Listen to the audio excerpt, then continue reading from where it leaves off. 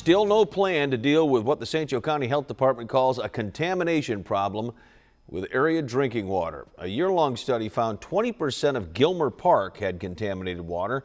Study also found 10% of Granger had tainted water, and the price tag to resolve all this could be steep. Gabby Gonzalez is live in the newsroom. And Gabby, you were at a meeting tonight looking into the options out there. How are county officials going to move forward with all this? Well, Terry, they were crunching those numbers tonight. They're working on presenting different options with a range of costs to the public.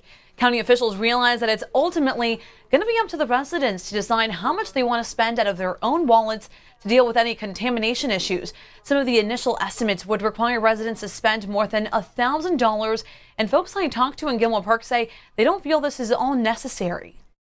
James Levesque has lived in Gilmer Park for about 7 years. He says he trusts the water he uses each and every day. Levesque says ideas like hooking up Gilmer Park to South Bend's water system would be too expensive and unnecessary. You've got some older folks on a fixed income, $3 to $5 grand a pop, and where's someone going to pull that out of the air? I mean, where are they going to get that kind of money?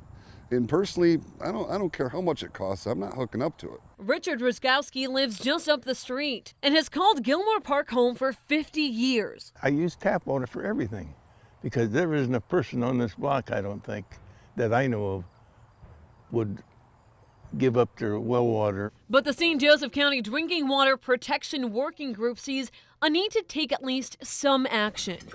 They say there are traces of nitrates and even prescription drugs in some water samples. But evidently people are less informed on this issue than what we even thought, so we really got to get out to the community quickly. The working group wants to make sure decisions are in line with what residents want to see happen. We're actually not looking towards just doing a top-down mandate. We want the community to support and the community to understand and want whatever initiatives are decided. We're going to ask them things like, how much do you really want to spend on a yearly basis in order to fix your groundwater? The plan is to have plenty of community meetings to find a permanent solution. But what they're doing now in spending hundreds and hundreds of dollars a year buying bottled water, that's not the answer. So clearly there are very strong opinions about this whole water issue. One Gilmer Park resident was even collecting signatures on a petition to show that they simply don't want to spend money on things like nitrogen removal systems for each household. That's why county officials today were really emphasizing the need to have clear alternatives which may cost less, or even finding ways to spread the cost over several years so it's not such a blow right up front.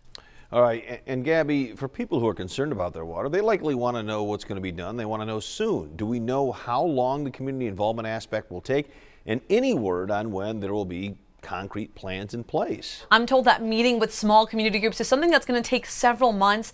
They're also still going through the engineering and cost estimating process. They don't think there will be any decision until next spring at the earliest.